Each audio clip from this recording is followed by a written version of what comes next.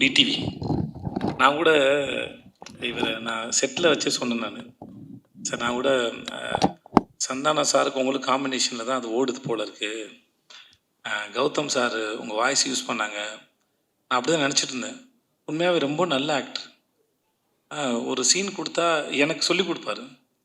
உண்மையாகவே அவர் என்ன சொன்னார்னா, நான் டயலாக் நிறையா படித்து அது ஃப்ளோவில் இருக்குன்னு நினைப்பேன். அவர் வந்து நீங்கள் பாடி லாங்குவேஜில் கான்சன்ட்ரேட் பண்ணுங்கள், மூடில் கான்சன்ட்ரேட் பண்ணுங்கன்னு இது 2 மூணு சொல்லிட்டே இருந்தாரா. அப்புறம் பார்த்தா அது ரொம்ப அழகாக அதை ப்ராக்டிஸும் பண்ணுறாரு. நல்லா நடிக்கிறார். நான் ரொம்ப ஆச்சரியப்பட்டேன். எனக்கு அவர் மேலே இருந்த ஒப்பீனியன் வேறு, ஆனால் அவர் கூட நடிக்கும்போது இருந்தது வேறு, அனுபவம் வேறு.